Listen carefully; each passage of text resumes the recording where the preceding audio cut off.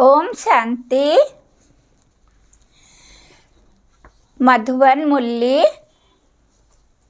2023 दिसंबर 2।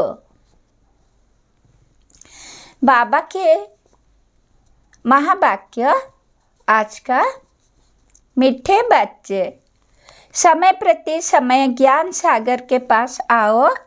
ज्ञान रत्न का बखर सामान भरकर फिर बाहर जाकर डिलीवरी करो। विचार सागर मंथन कर सेवा में लग जाओ। आज का बाबा का प्रश्न है, सबसे अच्छा पुरुषार्थ कौन सा है? बाप को कौन से बच्चे प्यारे लगते हैं? बाबा का उत्तर है, किसी का भी जीवन बनाना ये बहुत अच्छा पुरुषार्थ है। बच्चों को इसी पुरुषार्थ में लग जाना चाहिए। कभी अगर कोई भूल हो जाती है तो उसके बदले में खूब सर्विस करो, नहीं तो वो भूल दिल को खाती रहेगी। बाप को ज्ञानी और योगी बच्चे ही बहुत प्यारे लगते हैं। आज का गीत है जो पिया के साथ है। ओम शांति।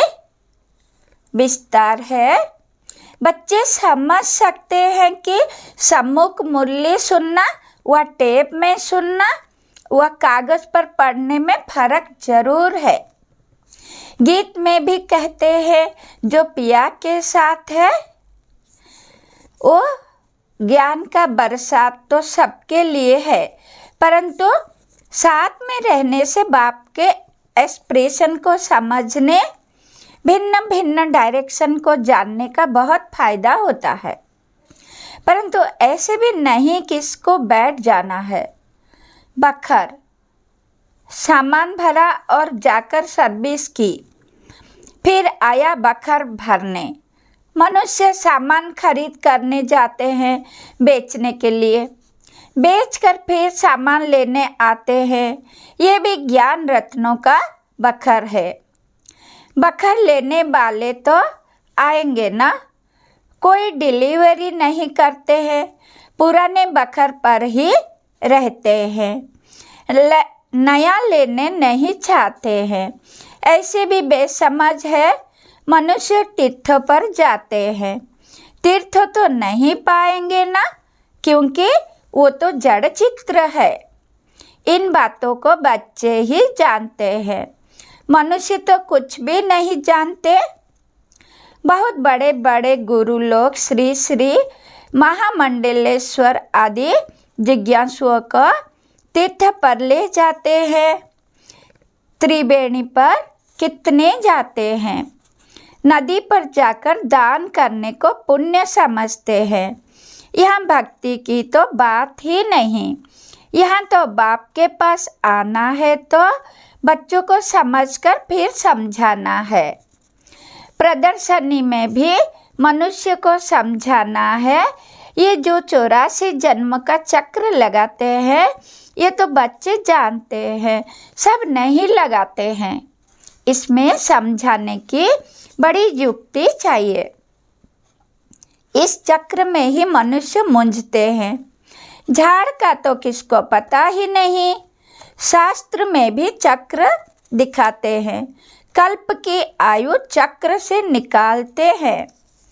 चक्र में ही रोला है। हम तो पूरा चक्र लगाते हैं, 84 जन्म लेते हैं। बाकी इस्लामी बौद्धी आदि वो तो बाद में आते हैं। हम कैसे उस चक्र से सतो रजो तमो में पास करते हैं, वो गोले में दिखाया हुआ है। बाकी और जो आते हैं इस्लामी बौद्धी आदि, उनका कैसे दिखा हुआ है? वो भी तो सतो रजो तमो में आते हैं। हम अपना विराट रूप भी दिखाते हैं। सतयुग से लेकर कलियुग तक पूरा राउंड ले आते हैं। चोटी है ब्राह्मणों की, फिर मुख को सतयुग में, बाहों को त्रेता में, पेट को द्वापर में, फिर टांगों को लास्ट में खड़ा करे। अपना तो विराट रूप दिखाए। बाकी अन्य धर्म वालों का कैसे दिखाए, उसे भी शुरू करे तो पहले सतो प्रधान, फिर सतो रजो तमो, तो इससे सिद्ध हो जाएगा कि कभी भी कोई निर्वाण में नहीं गया है। उनको तो उस चक्र में आना ही है, हर एक को सतो रजो तमो में आना ही है। इब्राहिम, बुद्ध, क्राइस्ट आदि भी तो मनुष्य थे। रात में बाबा को बहुत ख्याल चलता है, ख्यालात में फिर नींद का नशा उड़ जाता है, नींद फिर जाती है। समझाने की बड़ी अच्छी युक्ति चाहिए, उनका भी विराट रूप बनाना पड़े, उनका भी पैर पिछाड़ी में ले जाए, फिर लिखत में समझाए। बच्चों को समझाना है, क्राइस्ट जब आते हैं उनको भी सतो रजो तमो से पास करना पड़ता है। सतो युग में तो वो आते नहीं, आना तो बाद में है। कहेंगे क्राइस्ट हाबिन में नहीं आएगा, ये तो बना बनाया खेल है। तुम जानते हो क्राइस्ट के आगे भी धर्म थे, फिर वो ही रिपीट करना है। ड्रामा का राज समझाना होता है। पहले पहले तो बाप का परिचय देना है। बाप से कैसे सेकंड में वर्षा मिलता है, गाया भी हुआ है। सेकंड में जीवन मुक्ति देखो, बाबा के कितने ख्यालात चलते हैं। बाबा का पाठ है विचार सागर मंथन का, God fatherly birth right, now और नेवर अक्षर लिखा हुआ है। जीवन मुक्ति अक्षर लिखना है। लिखत क्लियर होगी तो समझाने में सहज होगा। जीवन मुक्ति का वर्षा मिला, जीवन मुक्ति में राजा रानी प्रजा सब है, तो लिखत को भी ठीक करना पड़े। बिगड़ चित्र भी समझाया जा सकता है, सिर्फ इशारे पर भी समझाया जा सकता है। ये बाबा है, ये वर्षा है, जो युग युक्त होंगे वो अच्छी रीति समझा सकेंगे। सारा मदार योग पर है। योग से बुद्धि पवित्र होती है, तभी धारणा हो सकती है। इसमें देही अभिमानी अवस्था चाहिए। सब कुछ भूलना पड़े, शरीर को भी भूलना है। बस अब हमको वापस जाना है। ये दुनिया तो ख़त्म हो जाने वाली है। इस बाबा के लिए तो सहज है, क्योंकि इनका धंधा ही ये है। सारा दिन बुद्धि इसी में लगी हुई है। अच्छा, जो गृहस्थ व्यवहार में रहते हैं उनको तो कर्म करना है। स्थूल कर्म करने से वो बातें भूल जाती है, बाबा की याद भूल जाती है। बाबा खुद अपना अनुभव सुनाते हैं। बाबा को याद करता हूँ, बाबा इस रात को खिला रहे हैं, फिर भूल जाता हूँ तो बाबा विचार करते हैं, जबकि मैं भी भूल जाता हूँ तो इन विचारों को कितनी तकलीफ होती होगी। इस चार्ट को बढ़ा कैसे सकते होंगे। प्रवृत्ति मार्ग वालों के लिए मुश्किल है, उनको फिर मेहनत करनी पड़े। बाबा समझाते तो सबको है, जो पुरुषार्थ करते होंगे वो रिजल्ट लिख भेज सकते हैं। बाबा जानते हैं बराबर डिफ़िकल्ट है। बाबा कहते हैं रात को मेहनत करो, तुम्हारा थक सारा उतर जाएगा। अगर तुम योग युक्त हो, विचार सागर मंथन करते रहेंगे तो बाबा अपना अनुभव बताते हैं। कब और बातों तरफ बुद्धि चली जाती है तो माथा गर्म हो जाता है। फिर उन तूफानों से बुद्धि को निकाल इस विचार सागर मंथन में लग जाता हूँ तो माथा हल्का हो जाता है। माया के तूफान तो अनेक प्रकार के आते हैं। इस तरफ बुद्धि लगाने से वो थकावट सारी उतर जाती है, बुद्धि रिफ्रेश हो जाती है। बाबा की सर्विस में लग जाते हैं तो योग और ज्ञान का मक्खन मिल जाता है। ये बाबा अनुभव बता रहे हैं। बाप तो बच्चों को बताएंगे ना, ऐसे ऐसे होगा, माया के विकल्प आएंगे, बुद्धि को फिर उस तरफ लगा देना चाहिए, चित्र उठाकर उसी पर ख्यालत करना चाहिए तो माया का तूफान उड़ जाए। बाबा जानते हैं कि माया ऐसी है जो याद में रहने नहीं देती। थोड़े हैं जो पूरा याद में रहते हैं। बड़ी बड़ी बातें तो बहुत करते हैं। अगर बाबा की याद में रहे तो बुद्धि क्लियर रहे। याद करने जैसा माखन और कोई है नहीं, परंतु स्थूल बोझ बहुत होने से याद कम हो जाती है। बम्बई में देखो, पोप आया, कितनी उनकी महिमा थी, जैसे कि सबका भगवान आया था। ताकत वाले हैं ना। भारतवासियों को अपने धर्म का पता नहीं है। अपना धर्म हिंदू कहते रहते हैं। हिंदू तो कोई धर्म ही नहीं है।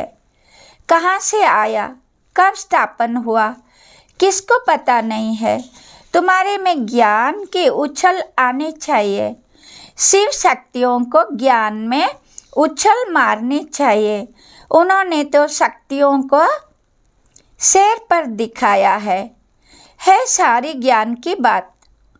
पिछाड़ी में जब तुम्हारे में ताकत आएगी तो साधु संत आदि को भी समझाएंगे। इतना ज्ञान जब बुद्धि में हो तब उछल आ सकती है। जैसे पाता गांव में खेती करने वालों को टीचर पढ़ाते हैं तो वो पढ़ते नहीं, उनको खेती बाड़ी ही अच्छी लगती है। ऐसे आज के मनुष्य को ये ज्ञान दो तो कहेंगे ये अच्छा नहीं लगता, हमको तो शास्त्र पढ़ने हैं। परंतु भगवान साफ कहते हैं, जब तप दान पुण्य आदि से अथवा शास्त्र पढ़ने से मेरे को किसी ने नहीं पाया है।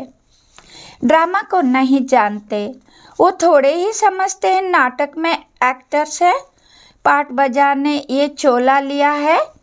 ये है कि कांटों का जंगल, एक दूसरे को कांटा लगाते लूटते मारते रहते हैं। सूरत भल मनुष्य की है परंतु सीरत बंदर जैसी है। बाप बैठ बच्चों को समझाते हैं, कोई नया सुने तो गर्म हो जाए। बच्चे थोड़े ही गर्म होंगे। बाप कहते हैं मैं बच्चों को ही समझाता हूँ। बच्चों को तो माता पिता कुछ भी कह सकते हैं। बच्चों को बाप चमाट भी मारे तो दूसरा थोड़े ही कुछ कर सकता। माता पिता का तो फर्ज है बच्चों को सुधारना, परंतु यहाँ लॉ नहीं है। जैसा कर्म मैं करूँगा मुझे देख और भी करेंगे। तो बाबा ने जो विचार सागर मंथन किया वो भी बतलाया। ये पहला नंबर में है, इनको 84 जन्म लेने पड़ते हैं। तो और भी जो हेड्स धर्म स्थापक हैं वे फिर निर्वाण में कैसे जाएंगे? उनको सतो रजो तमो में जरूर आना है। पहला नंबर में लक्ष्मी नारायण है जो विश्व के मालिक है। उनको भी 84 जन्म लेने पड़ते हैं। मनुष्य सृष्टि में जो हाईएस्ट न्यू मैन है उनके साथ न्यू वुमेन भी चाहिए, नहीं तो वुमेन बिगर पैदाइशी कैसे होगी। सतयुग में न्यू मैन है ये लक्ष्मी नारायण, ओल्ड से ही न्यू होते हैं। ये तो ऑल राउंड पार्ट वाले हैं, बाकी भी सब सत्तों से तमो में आते हैं। ओल्ड बनते हैं फिर ओल्ड से न्यू हो जाते हैं। जैसे क्राइस्ट पहले न्यू आया फिर ओल्ड बनकर गया, फिर न्यू होकर आएगा अपने टाइम पर। ये बात बड़ी समझने की है। इसमें योग अच्छा चाहिए, पूरा सरेंडर भी चाहिए, तब ही वर्षे का हकदार बन सके। सरेंडर होगा तो फिर बाबा डायरेक्शन भी दे सकेंगे कि ऐसे ऐसे करो। कोई सरेंडर है, फिर कहता हूँ कि व्यवहार में भी रहो तो बुद्धि का मालूम पड़े। व्यवहार में रहते हुए ज्ञान उठाओ, पास होकर दिखाओ। गृहस्थ में नहीं जाना, ब्रह्मचारी होकर रहना तो अच्छा है। बाबा हर एक का हिसाब भी पूछते हैं। मम्मा बाबा की पालना ली है तो फिर कर्ज भी उतारना है तो बल मिलेगा, नहीं तो बाप भी कहेगा कि हमने इतनी मेहनत कर पालना की और हमको छोड़ दिया। हर एक की रग देखनी पड़ती है, फिर डायरेक्शन दिए जाते हैं। समझो इनसे भूल हो जाती है तो बाप उसको अभूल कराए ठीक कर देते हैं। ये भी कदम कदम सीमत पर चलते रहते हैं। कब नुकसान हो जाता है तो समझते हैं ड्रामा में था, आगे फिर ऐसी बात होनी नहीं चाहिए। भूल तो अपने दिल को खाती है। भूल की है तो उसकी एवज में फिर बहुत सर्विस में लगना चाहिए, पुरुषार्थ बहुत करना चाहिए। कोई का जीवन बनाना ये है पुरुषार्थ। बाबा कहते हैं मुझे योगी और ज्ञानी सबसे प्यारा है। योग में रहकर भोजन बनाए खिलाए तो बहुत उन्नति हो सकती है। ये शिव बाबा का भंडारा है, तो शिव बाबा के बच्चे जरूर ऐसे योगयुक्त होंगे। धीरे धीरे अवस्था ऊंच होती है, टाइम जरूर लगता है। हर एक का कर्म बंधन अपना अपना है। कन्याओं पर कोई बोझ नहीं, हाँ बच्चों पर है। बड़े बच्चे हो गए हैं तो माता पिता को बोझ पड़ता है। बाप ने इतना समझाया, इतना समय पालना की है तो उनकी पालना करनी पड़े। हिसाब चुक्त करना है तो उनकी भी दिल खुश होगी। सपूत बच्चे जो होते हैं तो वो मुसाफिरी से लौटने पर सब कुछ बाप के आगे रखते हैं। कर्जा उतारना है ना, बहुत समझने की बातें हैं। ऊंच पद पाने वाले ही शेर मुहाफिक उछलते रहेंगे। अच्छा, मीठे मीठे सिखिलाते बच्चों प्रति माता पिता बाप दादा का याद प्यार और गुड मॉर्निंग। रूहानी बाप के रूहानी बच्चों को नमस्ते। हम बच्चों को भी बाप दादा को याद प्यार गुड मॉर्निंग नमस्ते। धारणा के लिए मुख्य सार नंबर 1, योग में रहकर भोजन बनाना है। योग में ही रहकर भोजन खाना और खिलाना है। नंबर 2, बाबा ने जो समझाया है उस पर अच्छी रीति विचार सागर मंथन कर योग युक्त हो औरों को भी समझाना है। आज का वरदान, स्व परिवर्तन और विश्व परिवर्तन की जिम्मेवारी के ताजधारी सो विश्व राज्यों के ताजधारी भव। विस्तार है, जैसे बाप के ऊपर प्राप्ति के ऊपर हर एक अपना अधिकार समझते हो, ऐसे स्व परिवर्तन और विश्व परिवर्तन दोनों के जिम्मेवारी के ताजधारी बनो, तब विश्व राज्य के ताज अधिकारी बनेंगे। वर्तमान ही भविष्य का आधार है। चेक करो और नॉलेज के दर्पण में देखो कि ब्राह्मण जीवन में पवित्रता का पढ़ाई और सेवा का डबल ताज है। यदि यहाँ कोई भी ताज अधूरा है तो वहाँ भी छोटे से ताज के अधिकारी बनेंगे।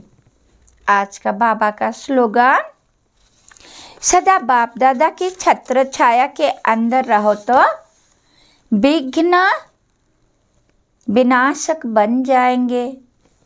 ओम शांति। स्वीट शिव बाबा। शुक्रिया शुक्रिया शुक्रिया।